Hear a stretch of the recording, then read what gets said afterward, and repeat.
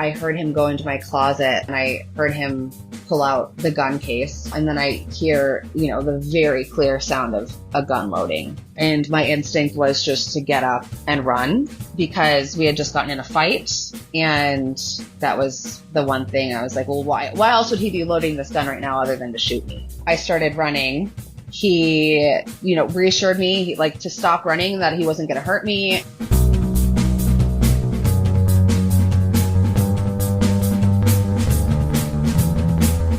Hello and welcome to another episode of Bunny Hugs and Mental Health, a free safe space for people to share and learn from others' experiences with mental health and addictions.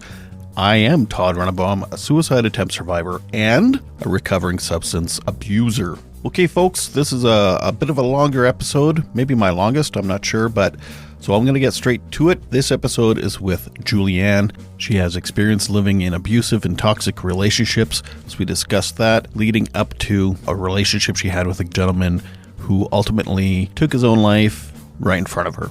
I should also warn you that Julianne is very, very sweet and very funny.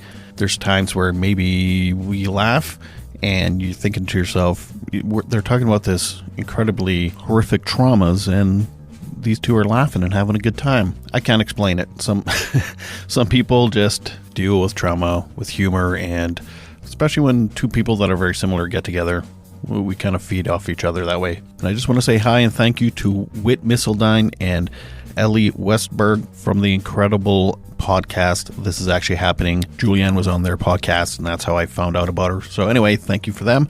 And without further ado, I give you Julianne. Basically, I have a pretty just interesting series of events dealing with partners and addicts, really. That's really what it all stems from, is this pull towards people who I don't even know how to word it.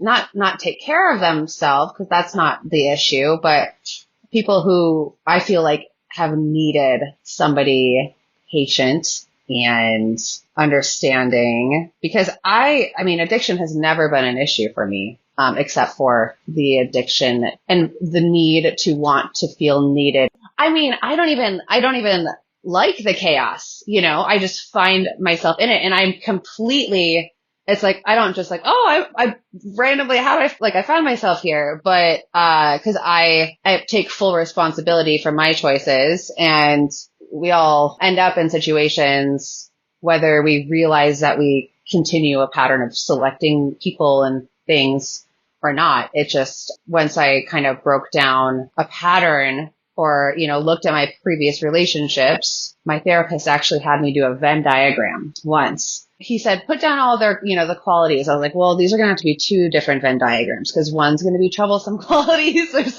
I can't put, the positive and the trouble. I won't say negative. I'll just say troublesome qualities. And all of, the top in the center of the Venn diagram for my most recent relationships was addiction, addict or anger issues, which they, kind of go hand in hand. I think that to the root goes to me having a scarcity mindset, having not feeling confident in myself, and being happy with the people that have come into my life and I see these things are wrong, but there are these all good things too. So I can make anything work. And that's also something that I've found out about myself, is that I like to fix things. My clothes dryer breaking, and I'm like, no, I have to figure out how to fix this, problem solving. So I've linked that also to people. I like to put my input and assistance even when it's not asked for. So did you grow up around abuse? Sorry, I listened to your episode of This Is Actually Happening, but it was a while ago. No, I didn't grow up around abuse necessarily. My parents split when I was 4. My stepdad came into the picture pretty early, and he wasn't the greatest example of a parental figure. It's hard to even say abuse, but, there were probably some, manipulations, which is abusive. Never physical, but just really not pleasant to be around. Before my parents broke up, my mom was really unhappy. And I mean, she kind of always has been a little bit. So there was always tension and, just kind of morose feelings. I got older, in my early teens. She had gotten into abusive relationships from there. But I didn't live with her either. My dad got custody of my brother and I when I was 9 years old. And I think more of where it comes from is my dad was not around very much. It was my brother, my dad, and I. And I think that I was constantly, because he wasn't around, like the attention that I received from him wasn't very often. He was very much a bachelor. And so I've linked it to part of it is needing the drive to get approval from the men that I, choose. But yeah, as far as the abuse goes, I think that just kind of my first relationship in high school with somebody who didn't know that they were gay. And so it started there where everyone else did though? Well, my my friends were like, maybe. And I was like, no, you're just being dramatic. Just because he likes to act and sing, it doesn't mean he's gay. Sorry, I work in theater, so I can't help but laugh. Well, and I've been surrounded, I was in it too. And so I was like, that doesn't mean anything. People's hobbies don't determine their sexuality. That's crazy.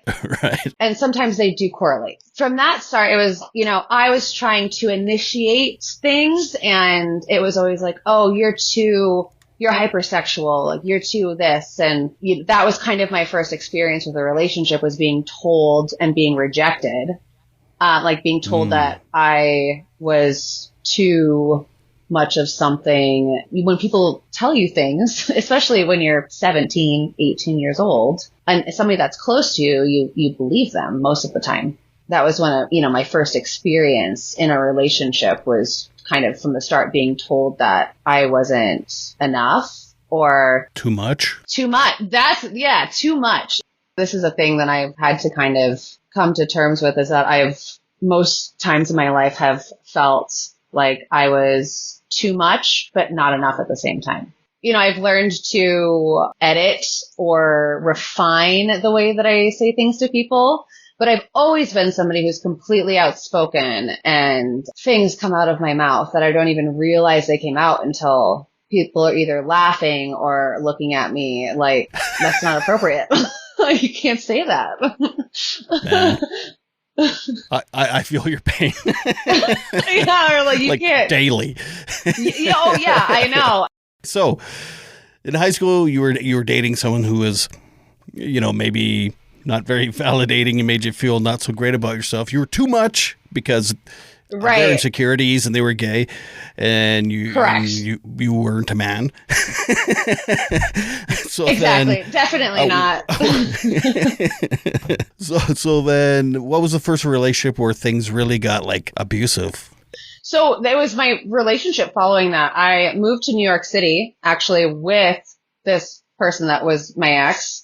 And we lived together for a short period of time, but yeah, I fell into this relationship. I didn't fall into it. I chose it. The signs came up pretty quickly, that we're just like, oh, this isn't, and then it slowly, it started with verbal abuse, and then slowly, became physical and really manipulative and controlling. It was really controlling, but I ended up sticking in that relationship for about 2.5 years. At one point we lived together, and the first time he hit me was kind of out of nowhere, but he had forced me, he was going home. He was going to go home after the incident happened. And he's like, you have to come with me, because he didn't trust that I wasn't going to tell somebody. Then kind of made me stick around for a whole day. Even I slept there. I mean, obviously I was afraid to leave, especially because he had threatened to hurt himself. He hurt me and then wanted it to kind of try to save his ass by manipulating me and making me afraid to leave. And that cycle was just perpetuated. Do you actually feel like he would have hurt himself? I didn't. Well, here's the thing. Even if I didn't feel like he was going to, he still had threatened it, right? So you have to take that seriously. I would have felt responsible if I had left and he had done something to hurt himself afterwards. It became kind of a pattern of behavior. I don't know if he was ever diagnosed narcissistic, but he had narcissistic tendencies. And I mean, just because you have tendencies doesn't mean that you are a narcissist. I was actually thinking maybe borderline personality. That as well. I did see a tarot card reader during this time, and she's like, "Oh, you're dealing with a Jekyll and Hyde," and that's very much what his personality was. It was just kind of in a split second, anything could trigger him. You know, it's pretty terrifying being around somebody like that because, again, you don't know what's going to set them off. You don't know if leaving them is going to set them off, or So for me, it was just easier to kind of play by the rules, play by his rules, and just be quiet.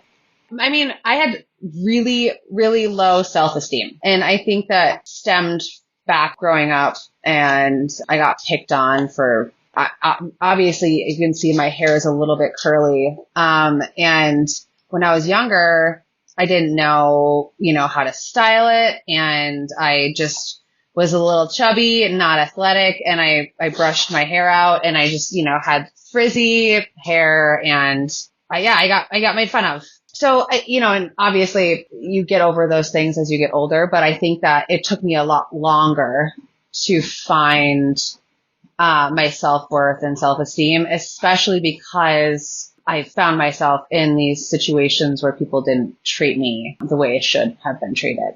And also it's kind of like, oh, is this how relationships are? Like I knew that they weren't, because I had seen, but I also didn't have good examples from my parents as well. I didn't have examples of people treating each other well, I guess. I didn't see like what love looks like in a relationship between people who actually care about each other. You hadn't seen Titanic? I had seen Titanic, but she did not make room for him on the door. I agree. And yeah. They could have snuggled, and their body heat could have given them a fighting chance, but she was just like, and I get it now, Well, she was in a relationship. She was cheating on, but he was a dick. She was, and he was a dick. Yeah. So I guess this doesn't relate at all. It doesn't. It has nothing to do with what we're talking about. You should have went on a cruise. I should have. I think that if I had gone on a cruise, I wouldn't have any problems ever. None of these things would have happened to me. Jesus. Okay, so eventually you. What the hell was that sound? I just knocked something over, I think. That was Jack falling off the door. Oh God. No. Oh, at some point you did leave him, or did he leave you? I did, and it was really liberating and exciting. I moved out, just a temporary, somebody needed a house sitter. And I was still living in New York at this time. I had been there for about 6.5 years total. They needed a house sitter while they were kind of jet setting around. And I was there for a couple of months, and my friend who is from Utah, she was planning on moving back. And I had kind of toyed around with whether that was a place for me to be in for much longer. And the pool house that I lived in with a bunch of people, our landlord was selling it. And I looked around at apartments, and everything was just kind of expensive and didn't seem worth it. And I had saved a little bit of money. And so my friend was like, I'm thinking about moving back to Utah. And we had talked about it a little bit. And then also in the same vein, she said, can I give my friend your phone number that lives in Utah? I feel like you'd get along. So I was like, yeah, sure. So we started chatting, and now I like to use the term, now that I know what it means, love bombed. Mm-hmm. And I was super vulnerable and susceptible to that type of behavior, because I had just gotten out of a situation where I was not being treated well at all. And, I ate it up. I loved it. It was nice to feel seen and admired. So we hit it off pretty quickly. And he came to visit me in New York. And then like a month and a half later, I was in a car with my friend moving to Utah. And part of it was because of him, but it wasn't the sole reason. I was ready for a change. I had a friend going somewhere, and I was, there was nothing keeping me in New York. I moved there when I was 19. Where did you move from to New York? Michigan, the Upper Peninsula, right on Lake Superior. Utah. So I ended up in Utah, and 6 months later, I was engaged. You don't fuck around. It's... Or you didn't. I didn't. I don't anymore. You don't fuck around now. I don't fuck around. Well, I don't fuck.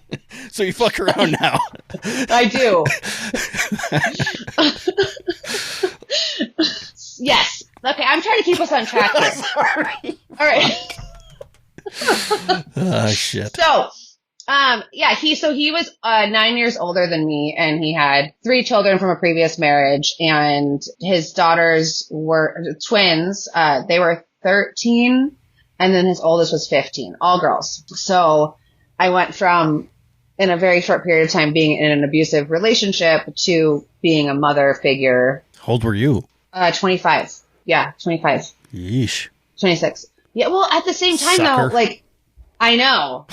I didn't bore them myself. But the thing is, though, I had never really thought about children until I turned like 25. And then biologically, my body was like, yes, you probably want children. Then this kind of opportunity fell into my lap. And again, I've always been drawn to a sense of family and wanting like love.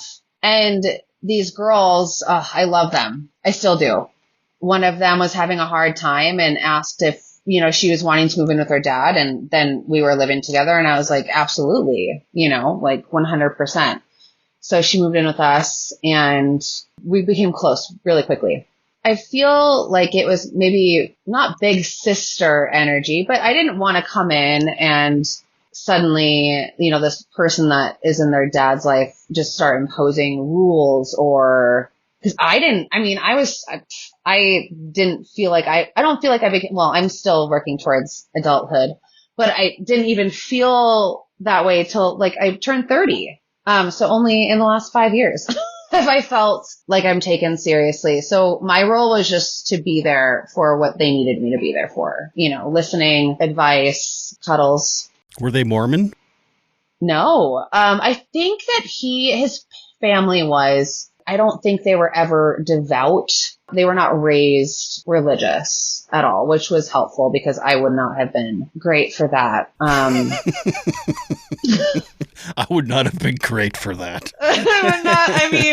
In a way, it was it's something that I had thought about children, but it was something that just happened, and it was right. But quickly, their dad and my ex, I started noticing some addiction issues it first presented as anger, and then I started noticing things, found out that he had a drug addiction, which is something that I had never even been exposed to. What? Yeah. You came from Michigan, went to New York for years, and you'd never seen addiction? No, I'd never seen meth. Oh. Methamphetamine. Okay. Or like my perception of it was, it's faces of meth, like on the TV, on the television of people.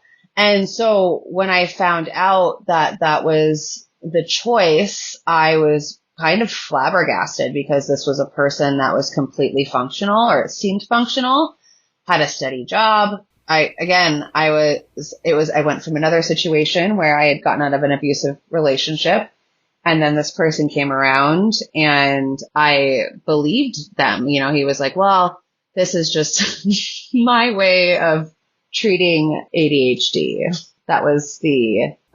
So that's how I treat mine.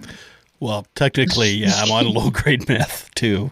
It's not, though. There's a chemical difference. Okay. There's the meth part. The amphetamine is there, but the methamphetamine, that's a big chemical structure that's missing from pharmaceuticals. It's a stimulant, though. It's a stimulant, yeah, of course, but it's not cooked in a basement with rubbing alcohol and cleaning chemicals and things. Oh, you don't make your own? No, not anymore. No, I don't make. It's too risky. So when you found out he was using meth, were you already married, or were you still? No, I wasn't. But I found myself. But you thought, this is fine. I'll still marry you. Again, I didn't say I've made really terrible decisions and choices, and I've let fear drive me. You know, I was afraid when I moved here. I knew my friend was here, but she actually ended up moving to California shortly after she moved here, and I just found myself. She was like, I can't be there long term either. The children. If the girls. They weren't children. I mean, they were teenagers, but if they hadn't been in the picture, I can't say because it didn't go down this way. I want to think that I would have been much more resistant to continuing on with a marriage after finding out about this. And his family was so lovely, like his parents, and they just welcomed me, and it was easy to believe that it was something that would magically be resolved on his end. Meth addiction usually does just, you grow out of it. You do. You grow out of it. Or you grow out of something. It doesn't escalate. No, not at all. Never. It doesn't. Yeah. So, I mean, here we go. Escalation. So we got married 2 years into being together, and then, we were married for a month and a half before he cheated on me. Jesus. I had noticed that his behavior had become erratic, more so than it was before, and there was one day, it was leading up to it, that I saw that he had a puncture wound in his veins on his arm, and I was like, oh. You know, it was one of those moments where I saw it, and he noticed that I saw it and pulled his sleeve down, and I didn't say anything. But I ended up asking a family member of his that knew him more closely. I was like, is he, starting to use this intravenously? And he's like, I don't know for sure, but it seems like it could be that. And so that's kind of when it took, that always, again, I don't know a lot about the hard stuff, but that's always something that I've been like, you've reached a tolerance and you have to, get it into your system faster. Mm-hmm. And that's, kind of how,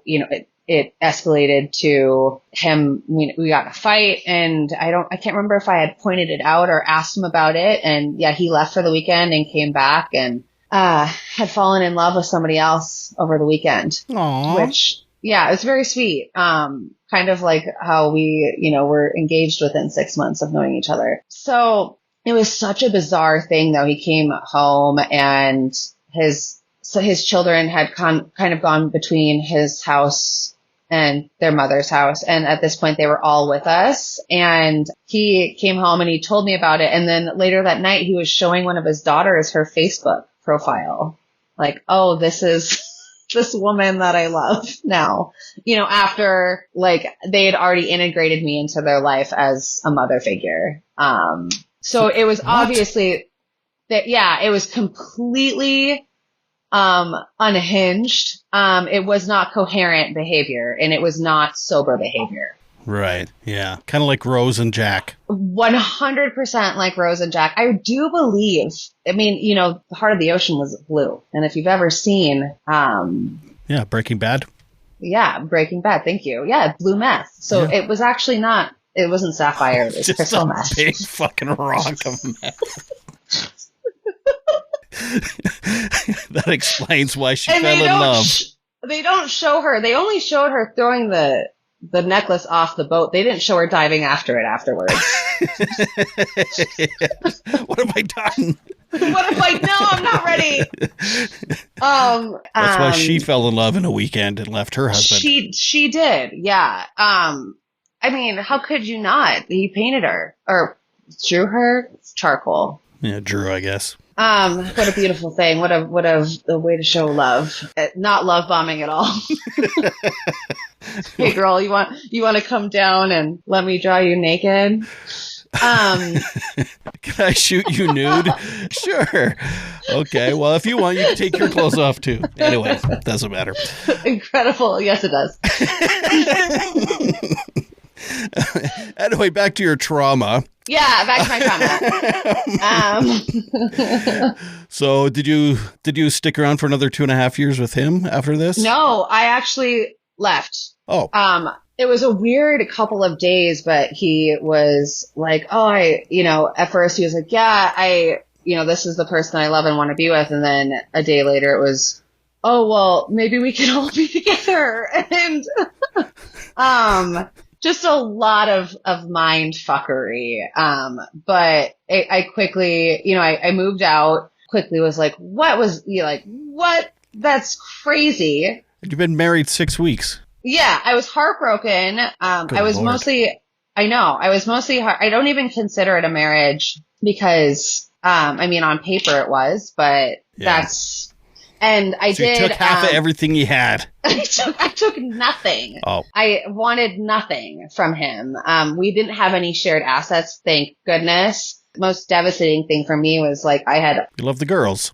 I did. Yeah, I do. I had grown to love this role that I had. And I think that was one of the first times I really had a sense of people needing me, or like a purpose. Like genuinely, sincerely. Genuinely. So yes, 100%. In that whole situation, I now have looked, and pretty quickly I was like, okay, I wasn't meant to meet him to fall in love with him. I was meant to meet him to fall in love with his children. I feel like we needed each other in different ways. The twins will be 24 and the oldest will be 26. So they're full adults now. And I even had one reached out to me and asked me to show her how to make a soup I used to make for them. So we had a night recently and I showed her how to make the soup. Yep. You just opened the can? I just opened the can and I said, get to eating. Yeah, you don't even, just right from the can. Is he? No, he reached out at one point and, wanted to be my friend because they always do. Oh, sure. Yeah. Like friends love to treat each other like shit and then still expect to be friends. But is he sober now, or do you know how he's doing? Or? Oh, I think maybe. I don't ask anymore. I used to ask how he was doing just like for their sake. I don't know, just to check in. And I haven't checked in about him. But funny enough, one of my best friends that I met in New York married his brother. Just coincidence? Well, they met through us. Oh, right. Okay. Yeah. Yeah. Makes sense. Yeah. There's a connection. They just were walking down the street. They were on a cruise. They were. Oh, yeah. It's called the Titanic. So I went back to school and then I started going to yoga. I started eating better. I just realized that I had these habits that I didn't even really enjoy as far as the food I was eating, and I, was more focused, and my anxiety about, he stopped, even before he cheated on me, he would leave and be working overnight, just not be around much and not really have much of an explanation, or one that was warranted in my opinion. So I had this anxiety that was consuming me as far as not knowing where he was, and what he was doing, just a sense of dishonesty.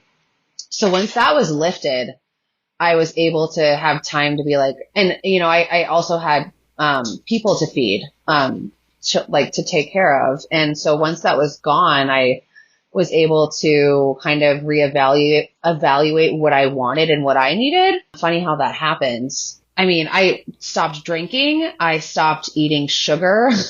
And kind of just cut all of these things out that I thought could be causing me to not feel the best that I could feel. I got in shape. I felt great. And I started going to school and I was working, and I just felt like finally I was kind of taking my own life into my hands without the influence of somebody else. In between relationships, were you single for very long ever?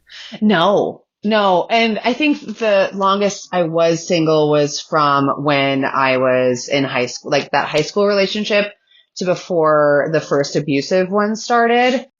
So we broke up in October. I started hanging out with a friend, Michael. We were hanging out a lot. And then I had always been drawn to him, even though I was with my ex. I was just kind of, you have like innocent crushes on people that come into your life, even if they don't mean, like, you're drawn to people, and that's just kind of human nature. And not that anything was ever gonna happen. You are Rose. My middle name is Rose. I'm not really? gonna lie. Yes.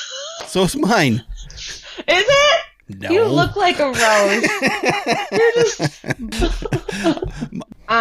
but I was pretty adamant about, I had built a routine, and I think one of the reasons that he was attracted to me was because I was kind of taking the reins on my own life, and he was attracted to that. And so that was really a positive thing. He wasn't attracted to, I feel, not weakness, but I think my previous relationships were people who saw me as a wounded, like people who are manipulative, and addicts are drawn to wounded people because they themselves are wounded. I think that the saying misery loves company, it's true. You can kind of mold yourself into each other's wounds, but it's like trauma bonding. Yes. And I've done that. And I think that's what I've done a lot with people. The beginning of a relationship, the foundation was kind of formed on healthier habits of, I wasn't, I was still prioritizing myself and school and staying healthy. And he encouraged that because he had Lyme disease, and he had like long-term effects from it. And so he was very, very, very, very intelligent, and he had seen doctors and had done a lot of research and was doing a lot of Eastern and Western medicinal, I can't think of words tonight either. Yeah, practices. He kind of lacked empathy a little bit, and I have a large amount of empathy. It was a really nice balance that we had. Was he on the spectrum? 100%. Like, okay. I'm sure he had a really high IQ, and people with high IQs really struggle because he never felt like he could relate to people. He talked about that with me. He just felt like he was always able to have conversations with people. That was never an issue, but he just felt like he could never relate. He mentioned feeling alien-like at points as well.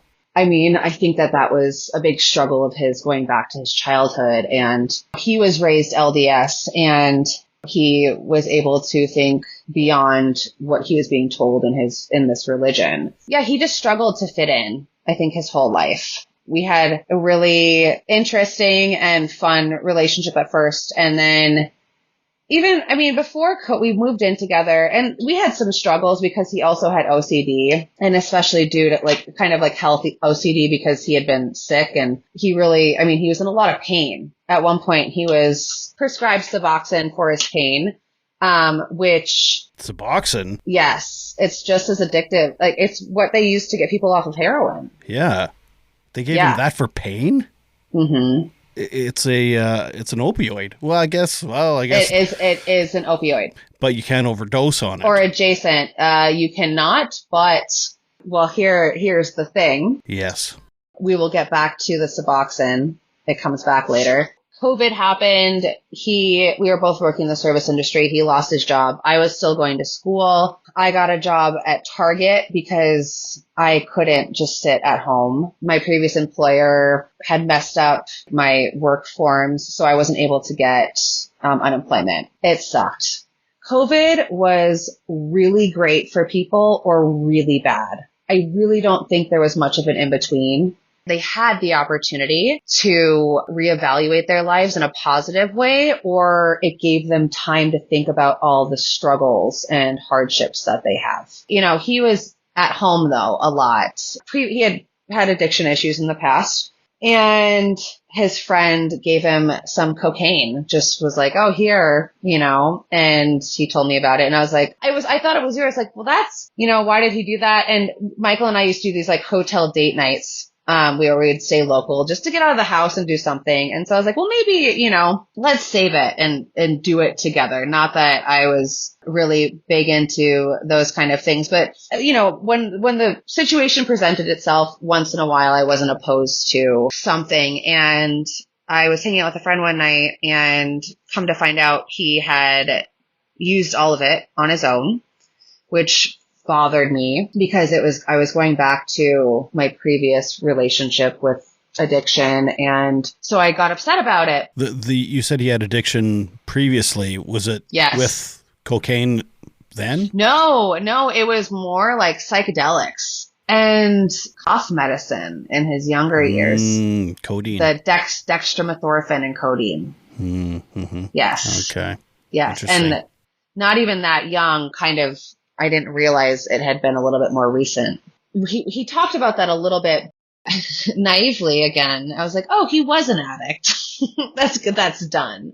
And that's not true. I don't think that your addiction has to define you, but I think that once you struggle with it, it's never gone. If you're not in the right frame of mind, it's easy to kind of go back to old habits, whether it's addiction or not. Yeah, especially stress and like you're in the middle of COVID, he lost his job. He's like probably boredom too is a big part of it. And 100%. So yeah, he's like, Coke, cool. Coke. Yeah, exactly. That's what it, yes. All right. And also it was the time that I was starting to kind of support us a little bit more. And I know that there was a sense of he probably felt like a little defeated or didn't like that he had to rely on me, not to like it wounded his masculinity, but I know that feeling. Yes. Yeah. I don't make much money podcasting, believe it or not. Well, so yeah, my wife is, for a while now, she's been providing for the family, and it is a bit of a, I don't know if it's because I'm male or raised by boomers. I don't know what it is, but it is, there's some guilt and shame, and plus I'm ADHD and all these other things. So then my default is beat myself up in my head. So yeah, and that's understandable. I mean, because you want. Oh. I should be doing that then? You should be. That's understandable. Yes. Yeah, you're a piece of shit. No, it's understandable. Like, I mean, when we have a partner, whether we're a male or female, whatever, we want to provide for our partners and whatever, if that's monetary or emotionally. And I mean, for me, where I felt like the areas where I've fallen short, there's a little bit of guilt. And I think especially when it does come to, I think it is just societally, men have always been the ones bringing home money and the providers. And I'm glad that we're moving out of those norms, roles that have been, the norms. So I'm not making excuses for him, but I could see how, especially if he didn't get treatment before, he just kind of phased out some of his addictive things, how easy it would be to slip back into it. Exactly. And he was super stubborn. So even I was supportive and I always I checked in and asked where I could help. My offers were never accepted. I know every operating system like the back of my hand. I have 25 years of experience and have worked with several people from your company. I've been recognized for my passion. My team is everything. LinkedIn delivers candidates who rise above the rest. With an up-to-date view into shared connections, skills, and interests you won't find anywhere else. See why 86% of small businesses who post a job on LinkedIn get a qualified candidate within a day. Post a job for free at linkedin.com/achieve. LinkedIn, your next great hire is here. Now streaming on Peacock. By all that's holy, Bridget Jones. Hello, old friend. Bridget Jones is back. We are about to embark on an adventure. For one final chapter. Anything else I can help with? Yes. Experience every moment. Do you think about what might have been? And fall in love. To Bridget. All over again. It's time to live.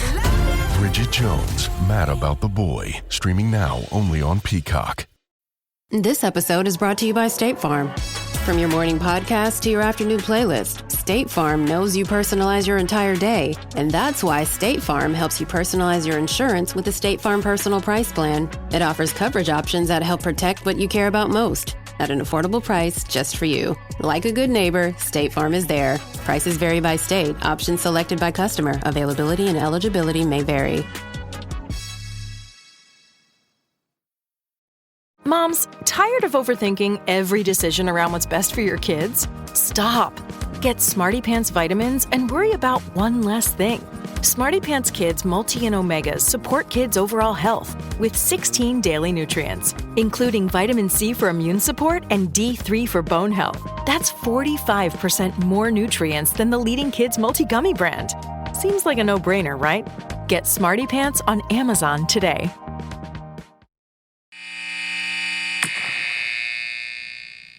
I had expressed that I was upset about him using the cocaine. And in his head, or however he wanted to interpret it, he thought that I was mad because he didn't include me in it. Which I'm not been somebody who seeks out drugs, but there have been times where they've been there and I've been like, yeah, like that sounds fun. But, so I think in his head, he reached out to a dealer and justified it, to get more because I wanted it. I was mad that it was gone, which was not the case.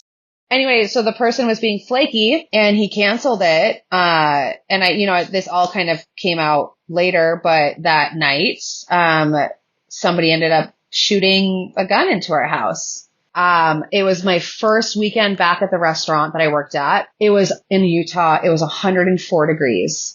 And we were wearing masks. Most of our seating was outside. Ugh. We had gloves on that we had to change constantly because it's more sanitary to wash your hands regularly than have to change gloves all the time. So I was so exhausted when I got home and was woken up a couple hours later to what sounded like firecrackers being thrown into our house and flashes. We woke up and started looking around and saw like our house looked like Swiss cheese. There were holes all over the place. And then there was like shrapnel on the floor. And we're like, oh, holy shit. Somebody just drove by and shot into the house. And so, we called 911 and they were like, oh, somebody's already called. So we're like, oh, maybe, it was like somebody shot into multiple houses. Come to find out it was directly targeted to us. Like I heard after the flashes and the shots stopped, I heard a car door close and it sounded just like there was no skidding off. It was just close. Somebody had actually gotten out of the car to shoot into the house, get back in the car and leave. The next day by the time the detective had gotten there or had arrived, he was asking us all these questions and nothing really was adding up. And later on, Michael brought up, well, I was reaching out to get cocaine and I was like, what? What do you mean? Like, what? Like, I asked if he had our address. He said he didn't. And then, obviously you can find anybody by their phone number nowadays. And so, there was we ended up getting out of the house and staying with somebody, and we had posted somebody had started a GoFundMe for us and we posted it on Facebook, and later that night they came back and shot into the house again. So we kind of connected, like somebody must have known or must have been somebody that could have known of, had access, but we never found out. We ended up moving into a place 20 minutes away, in a high rise. I had so much PTSD from that experience. I slept on the floor for a long time. From our high rise, I was like, okay, if I'm sleeping here and somebody's standing on the ground, like, would the trajectory get me? Can I craft a steel headboard? Like, these are the things I was thinking about. I had no idea. I was constantly watching if people were following me while I was driving, and I reached out to any website that had any of my information on it, and I asked them to remove anything that would have my address or my phone number or anything I could find. And I had kind of figured that it didn't really have to do with me after he mentioned that. I tried to go back and think about if I had upset anybody but it was kind of pointing towards him, and the detective had reached out to him a couple times separately. He did end up divulging that information to the detective, and he's like, well, I don't want to share who it was unless you can offer protection, and they couldn't. So he ended up not sharing that information, and I think that is really that was the catalyst to start really sending him in this downward spiral. He was at a point where he was starting to struggle, and these past struggles were starting to resurface. And this experience just set them on a wild trajectory. My way of dealing with it was immersing myself in working and school, because I was like, no, I'm still, even though I was scared, I was still set on completing this goal. And I saw him going downhill, and I did try to offer solutions. I did find myself becoming more frustrated than anything and wanting to not be around his energy and having it drag me down, because I was the one having to keep my head on my shoulders to keep paying our rent and to pay for his medicine and anything else that we needed. So was he using at that point afterwards too? Like he kept using? No, he didn't. He was, at this point, he had the Suboxone still, and he had a ketamine prescription from a different doctor. Why go out to the street if you basically have heroin and ketamine? Yes, which is ketamine. There were times I'd come home and he was just out of it. One of his favorite things was to watch music videos. He'd go through his ketamine prescription in 2.5 days, a month worth of ketamine. They gave him a month's worth at a time? Mm-hmm. Yeah. Well, what about a Suboxone? Because he had to get it from a pain clinic, because you can't really, the doctors don't just prescribe that. He either had to go, I think, a pain clinic or an addiction, he had to see a special person. And on that, he was addicted to it at this point because it is an opioid. So he couldn't, and because it was being monitored, he couldn't abuse it. But the ketamine he could. Correct. But even if, because he wasn't addicted to it, addicted as in physically. So he wouldn't have withdrawals like he would with the Suboxone. And I didn't realize the Suboxone withdrawals until he tried to wean himself off on his own. So my brother, was getting married. So this is January 2021. So he was getting married in Hawaii and in March, and he was like, hey, I'm having a small wedding. I want you to be there. I'll buy your plane ticket. And I was like, yes, this sounds great. And so, things had gotten pretty tumultuous. He and I were fighting a lot, and it had started getting, verbally, and, he started throwing things, breaking things, in fights. There was one time I was trying to get away from a fight, and I had gone to bed, and he came in and he pulled the blanket off of me, and then he pulled the mattress out from under me and carried them into the living room. So I had started seeing patterns. And again, how does a person end up? What did you do to entice it? I always feel like when I tell I don't ever like to victimize myself. That's one thing that I'm heavily against labeling myself as. However, I think because I can be passive, and when you're in an argument with somebody like that, they want a reaction from you. And I wasn't giving it to him, so he resorted to these pretty abusive behaviors, not physically, but intimidating. Yes, thank you. Intimidation. Yeah. Definitely. So, and you felt comfortable. You're like, oh, I know this old chestnut. I did. And that's when I started really getting how the fuck am I here again? How am I here? And I said I would never end up in a situation like this again. So I really started just getting resentful towards him and towards myself. And so when this opportunity came up, I was like, this is perfect. I'll get out of town. Was there for about a week. I came back the day before my birthday. I had a great time, but I came home and he mentioned, oh, I cleaned and I wanted to make it nice because we got in a fight before he left, to where he dropped me off to the airport, didn't kiss me or hug me goodbye. He just left. So I was had a sour taste in my mouth the whole time. And I came back and he had been using my car, left it on empty. My kids do that. Oh my God. The kids do that. Your partner is not supposed to do that. Be a little bit more, especially the person who is providing, So I got back from Hawaii. I think I had 2 or 3 hours to get ready for work that same day. And I came home and my car was on empty, and it pissed me off so much. So that was kind of like the beginning of me just being like, I can't do this anymore. And I had already been thinking like, this isn't the life I want. It was the gas. It was the empty gas tank. Oh, sure. Intimidate me, do drugs and all this stuff, but don't you dare empty my gas tank. Son of a bitch. No, but it's funny. These little things matter. My aunt told me she knew her marriage was over because her husband stopped saving the folded potato chips for her. He had their entire marriage. Like, those were her favorite. She's like, okay, it's over. I writing's on the wall. Chips. I love potato chips, and maybe this resonated with me and not you, but I get it. I get it too. It's the little things, and it's just like, it's these things that build up. And, these little intentions that you do for people because you love them. And when you stop doing them, it's like passive aggressive. It's so passive aggressive. It's like, you son of a bitch.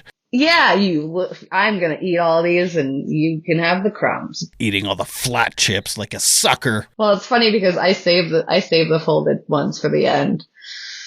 So if a man came in my house and ate my folded chips, he wouldn't be coming back in. Not under this roof. He could do ketamine and coke and take my blanket, but not the chips. Well, it was like, it was a thing too. So he had been, the way he was weaning himself off the Suboxone, he had ordered bulk poppy seeds and he was making his own heroin. He was making tea. Poppy, yeah, right. Poppy seed tea. Oh no! So he had, jars of the poppy. Milk of the poppy. I asked him. I was like, "There's no way for you to measure your dosage with this. This seems a little bit haphazard." I was finding jars of poppy seeds, and I was like, "This is obscene." But I got home from work one night within the week of me being back, and I was walking in the kitchen and I was stepping on poppy seeds that he had spilled on the floor. And and he was so high. From the poppy seeds? Yeah, that was part of it. So, and I didn't realize that he had been completely weaned off the Suboxone. I came home one day, was it that day or the day before? And I found vomit.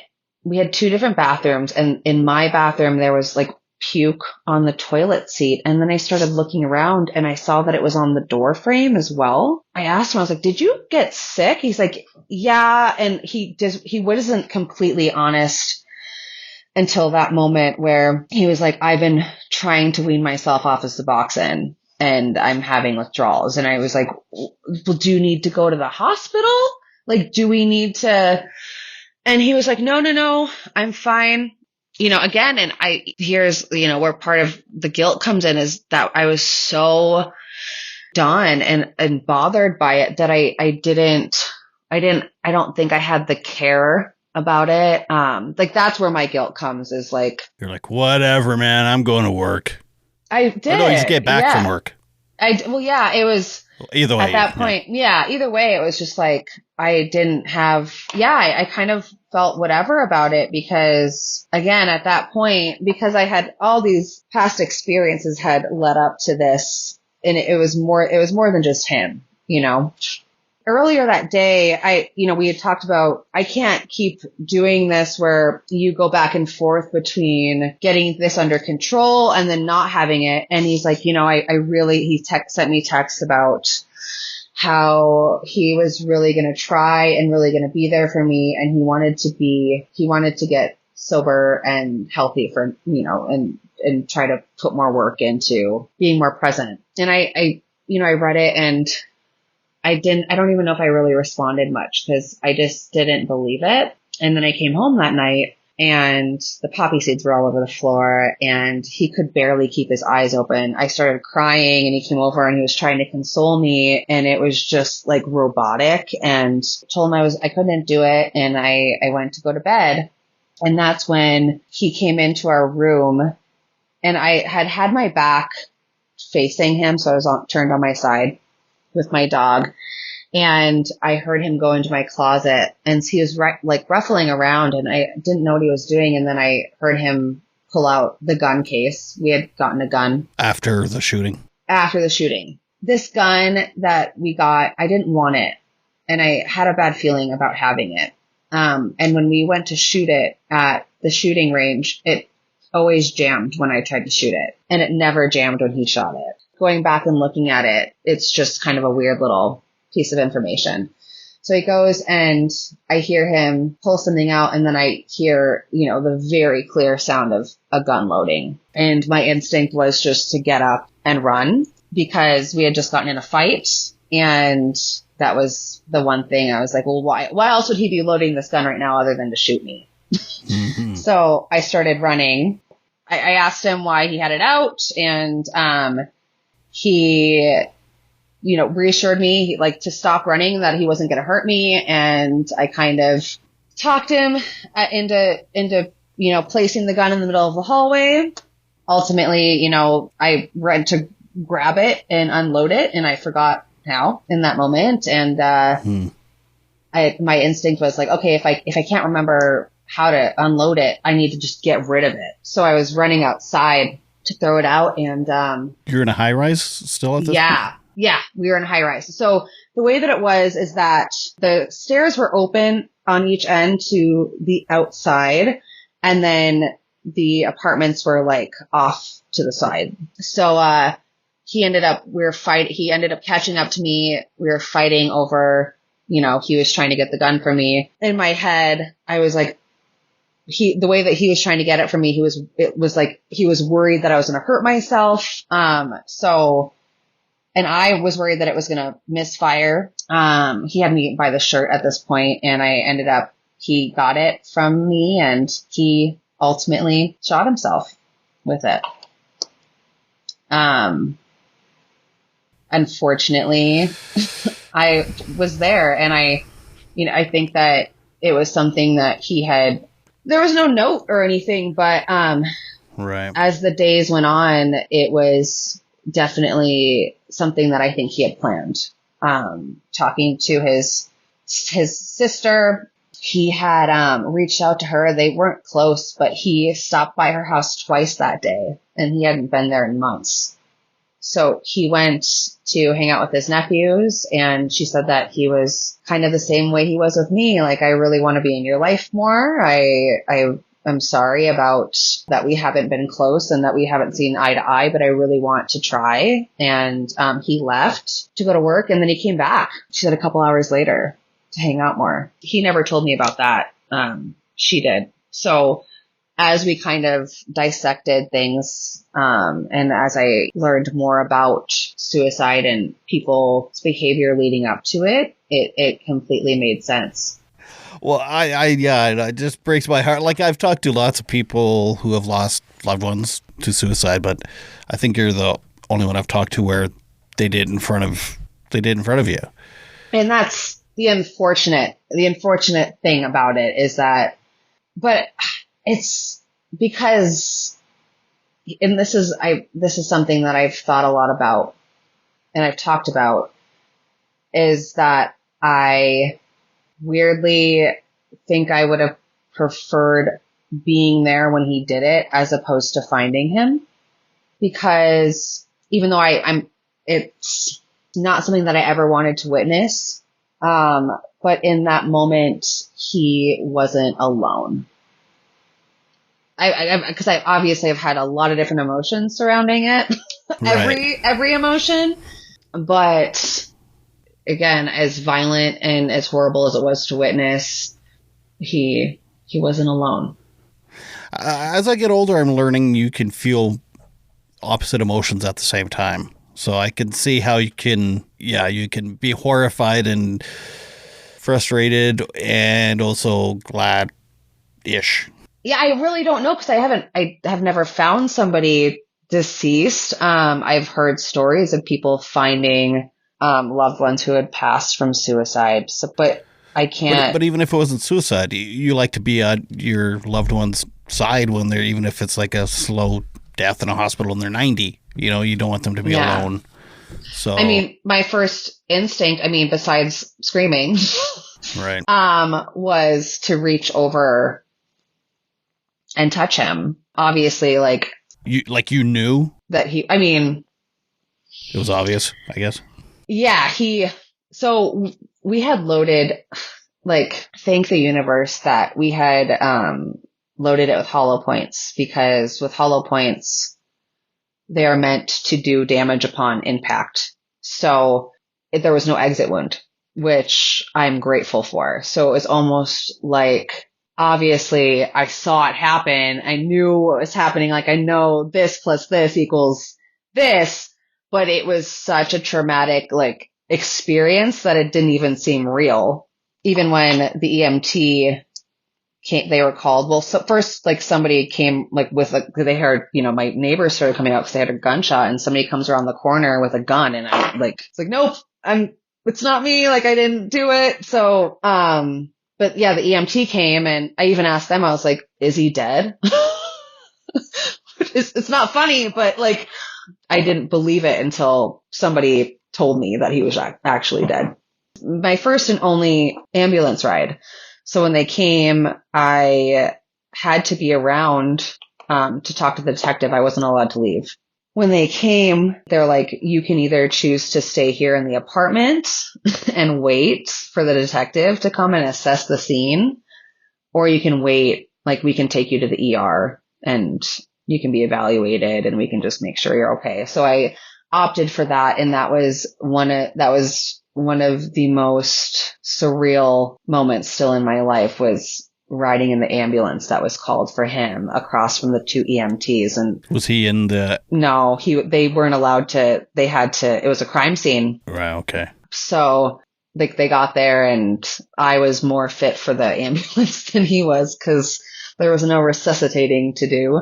But yeah, it was just them, sitting quietly across from me. Once I got to the emergency room, it's interesting. I just found, there's a local hospital here where they keep all your records from any time you've ever gone there. And I just found that record from that night for the first time. And this will be 4 years on April Fool's Day, which is a special day for it to happen.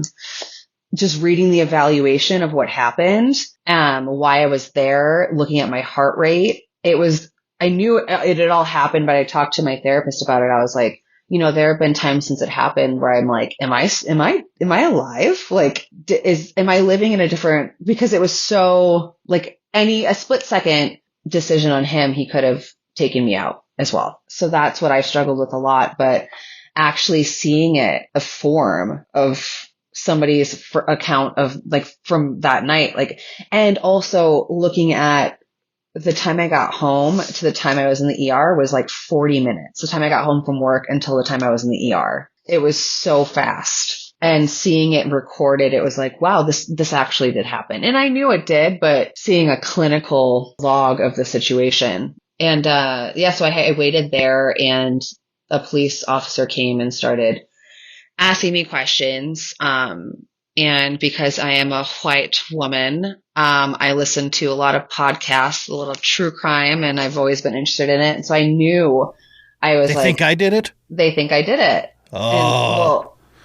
Yeah. And so I was going to go to the bathroom, and the police officer had left for a minute. A social worker came in and she was talking to me. I was going to go to the bathroom, and he's like, wait. And I was like, I'm not going to wash my hands. I know you have to check my hands for gunpowder residue. And he was like, okay. That's why he said wait? Yeah. And so I didn't wash my hands. Gross. But you also didn't wipe, so you didn't have to. I didn't. I never do. Oh my God. Oh boy. But so shortly after that, I'm glad we find each other funny anyway. Me too. Nobody else will. We're gonna be calling social services we need an adult. They need an adult. Our meds were, or you're not on meds, but mine have worn off. This is why I am the way I am. I don't know what your excuse is, but mine wore off. I take them in the morning, so I'm raw dogging it. That's why. Okay. We got it. Right, I never thought of that, of course. But of course. This is prime time because I'm medicated. So the detective called shortly after and, I evaluated the scene. Please let her go. And at that point. She can wipe. She can wipe. Well, I don't know if she can, but she is able. I'm giving her permission to. Right. At this point, my friend had come and her partner had got us a hotel room. And so I was whisked off into the evening for a romantic evening. Water sliding. Water sliding. Oh, my God. Jesus. I'm horrible. That's okay. We all are. Some of us are just better at hiding it than others. At least I'm charming when I'm horrible. You know what? That's all that I have as well. Oh, man. So this was 4 years ago. Yeah. April 1st. Yeah. It'll be at 4 years on April 1st. I can't even imagine what the very next day would be like. Cause to me, it always surprises me anytime there's some huge moment in my life. It's like, holy fuck, the world's still turned. I still have to get up tomorrow and there's things. 100%. And this will kind of give you an idea of my sense of humor and personality because I texted one of my best friends. Breast friends? My breast friend. I swear to God you said that. I probably did. I want to listen back. I can't wait. I texted one of my best friends. And I said, all I said was Michael killed himself last night. And she showed it to her friend and she's like, well, Julianne has a pretty sick sense of humor. Is this an April Fool's joke? Oh, no. And that's exactly what would happen to me. I actually joke all the time. People are like, where are the kids? And I'm like, oh, you didn't hear? They passed away. Like that's a regular joke of mine. Well, that's the thing too. And I mean, the amount of people, you don't realize how many times people say, oh, I want to shoot myself until you see somebody shoot somebody themselves. And that person knows that you saw that. And then they say it in front of you. As a suicide attempt survivor. Yeah, I know it. Yeah. And for me, I'm like, well, people don't have to change the way that they say things because I experienced, I'm like, it wasn't me who did it.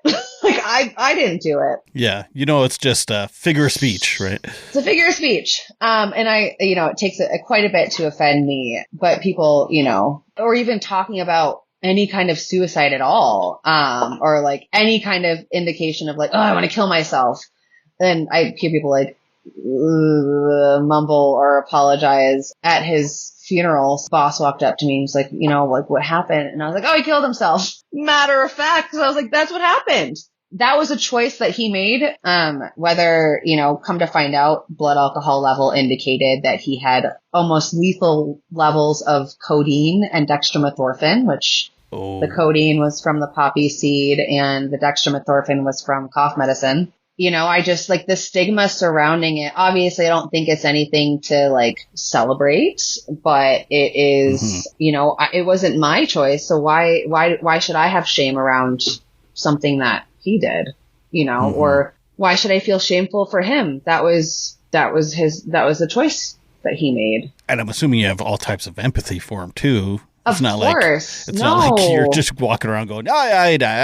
No. And that was one of the things too, is like, he left me a big mess as far as, I obviously, after cleaning up, he had an office in our apartment and he had like his medicine cabinet and like just stuff was spilled and, messy. And I was so worried about keeping his integrity that I only let one or two people help me clean up and move because I didn't want people to have that as like, I didn't want people to look down on him for one, like doing that in front of me and leaving me with that. But also two, like leaving me with the mess that he left. So I was really careful about that. So the aftermath of it is, it just kept it's like almost like an episode of Seinfeld. In ways, having to talk to an organ donor about, what his lifestyle was like. And I remember her asking me like, well, had he gained weight recently? And I was like, well, honey, it's COVID. Who hasn't gained weight? And just these questions that I've never dealt with anybody dying. And also it was a weird place to be in because I was at a point in our relationship where I was done. And I always knew that I wanted Michael to be in my life, even if we weren't in a relationship, but I never thought that that was how it would end. He wasn't close to his mom, but, she called me the next day and told me the first thing she said was, this is not your fault. She had been waiting for a call like that. He had a suicide attempt when he was younger. Even though she was she's still LDS, she was super supportive and she relied on me to fulfill any kind of wish that I thought he would have wanted for how to proceed with cremation or burial. Yeah, everything. Yeah. Mm-hmm. So how long were you guys together in total? 3 years. Your longest relationship? My longest relationship. But yeah, the aftermath of it, and his parents were split, both LDS, but his dad, they're very against cremation. Like, you are buried, you're buried with all of your earthly parts, basically, as intact as possible. So he stayed in a refrigerator, unfortunately, for an extra week because he refused to get him cremated, but his mom was like going based on what I thought he'd want. And when he was finally like released to the funeral home, which was Kramer Funeral Home, which I thought was hilarious because he was such a Seinfeld fan. And, and so I thought I just did a little giggle, like, hee hee, this is kind of funny. But, we had a small wake. I was able to have some time alone with him and I wrote him a letter. So we didn't get him embalmed because he was getting cremated. And so they had him, and they had to do an autopsy, even though it was clear what had happened, but because he was so young. So it was just his face showing. It was so bizarre because he looked like completely fine, but it was, I'd always heard people say it's not them. Because their spirit's not there, and it couldn't be more true. It's like, it is their it's a vessel. It is what they left behind. And it was the first time I ever actually experienced that. And it was such a sense of peace. I read this letter that I wrote him. It was so weird because it wasn't him, or it didn't feel like him. It was I'm really glad that was the last image that I had beyond, the one where, the traumatic one where he took his life. Yeah. I'm glad I had the closure in that way. And then I went to work later that day. Anyway. Yeah, I know, let's get on. But the thing is, we were at the funeral home in the lobby, and the funeral director comes out and he's like, we're very, sorry, but if you've had a good experience with us and you could leave us a positive review on Yelp, we'll send you home with one of these cremation remain necklaces. And I looked at his best friend and I was like, what? And then we go to look at the necklaces and one's a bullet shell. And I was like, well, you could have at least removed that one. Really? It was just so... My God. You could have done some editing. That's very Kramer-esque. Yeah. Well, and then I met his mom at a cafe. She's like, oh, I'll get you his cremation remains. We can meet up. And, we met at a cafe. She starts pulling out. She's like, okay, here's the box that he's in. Here's the evidence bag with the jewelry he had on in the middle of the restaurant. And I was just like, what is happening? Am I living in a different reality? Here's his death certificate. And then she's like, she could have just, here's the stuff. Here's the bag with this stuff. But instead she's just like a clown, pulling, things out of an endless sack. Clearly there's dried blood in the evidence. It's obvious. So I think dealing with the aftermath of it was even more surreal than, some of it was than the actual occurrence, because I also had to sell his car, and I had to take the keys out of the bag and wash those off. And it was so robotic almost. It was I was just in survival mode up until I almost feel like the last year and a half-ish when I've finally been like, okay, I can start kind of coming to again. And because I was just wanting to keep myself busy and working and afloat. I'm assuming you're single? Yes. Okay. But again, like Uh-oh, again. I was in a relationship that was a weird thing too, was I was done with that relationship. I started dating maybe like 6 months after he passed away, but it was a weird transition, and I didn't feel, I felt a little off about it at first, even though, it's like, well, that's a normal amount of time to start dating after ending a relationship that you didn't want to be in anymore. But because I had that layer of my partner dying after I had told him that I wanted to break up, like it was just a whole other element to navigate. So I was, navigating grief, but also trauma and trying to, move on with my life. Were you worried what people might have thought? Yeah, I was. When you started dating again, you're like, oh, is this... Yeah, absolutely. And everybody was really supportive. I mean, his friends were incredibly supportive and checked on me. I mean, some do still periodically. I had one of his friends, like, I want to say forced himself on me, but in a way that was like, he kept asking me if he could help me. And I told him no. And he's like, I'm actually just going to show up and we're going to start loading stuff into my truck to donate or, whatever. I'm going to help you move. And I moved a couple times the year after, like within that year, and he was there every time. Through that, that's kind of how I've tried to be as a friend, and accepting help is really hard. Asking for help's even harder.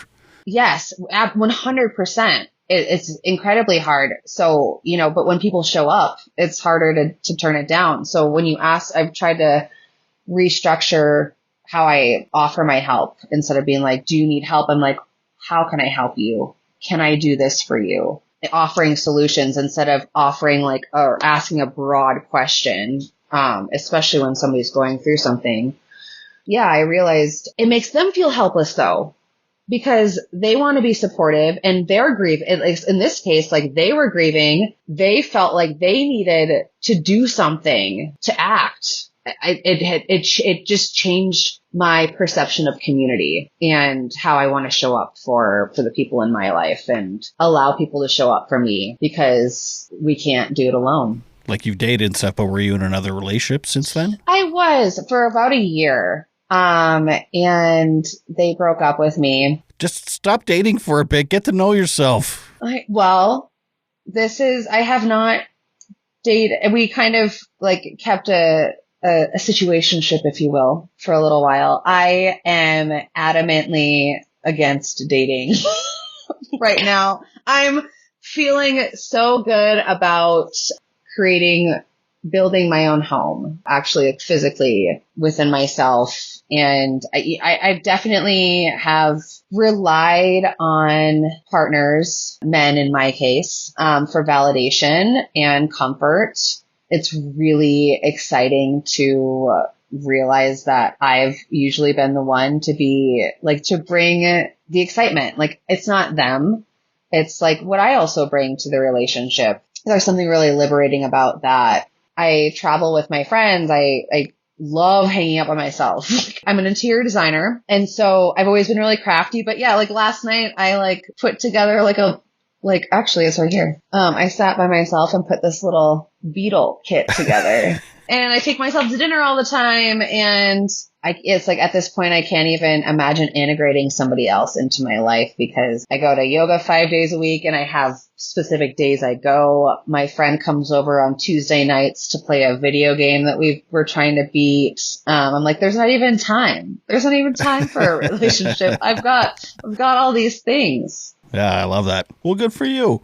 Thanks. And I want to say I'm sorry that you went through this, but also, I don't know, maybe I shouldn't be. I think that, cause it's a really shitty, you don't ever want somebody to go through something like that. No, yeah. And at the same time, it's these situations that have made me a better person and have made me not even a better person, but a more rounded and I think even with, it's like, well, why are you even sharing this?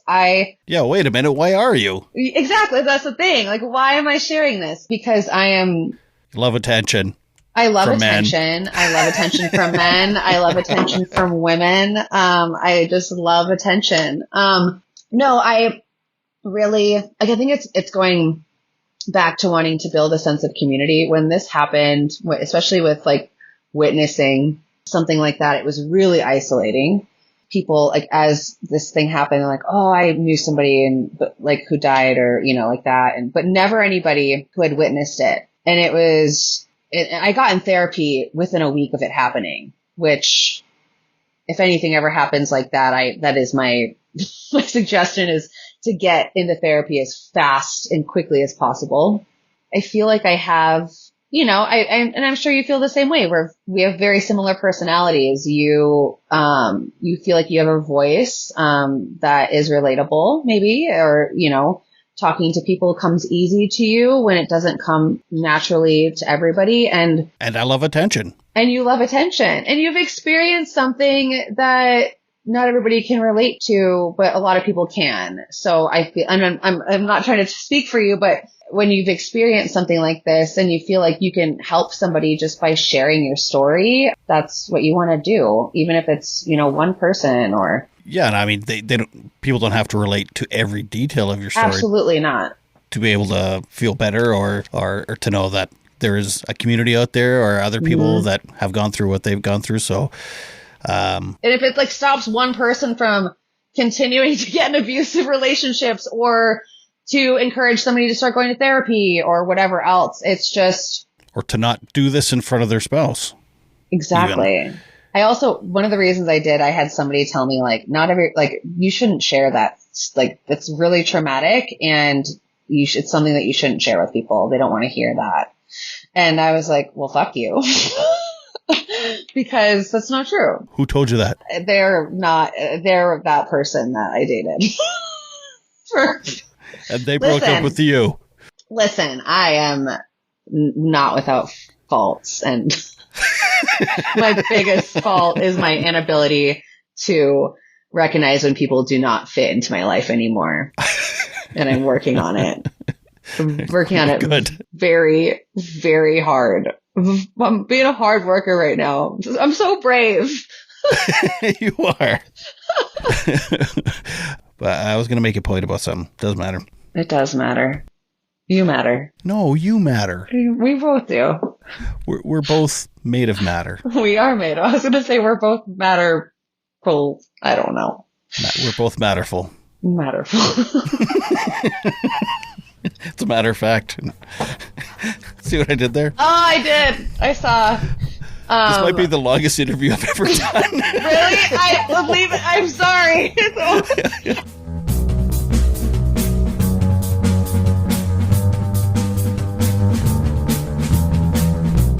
Thank you for that, Julianne.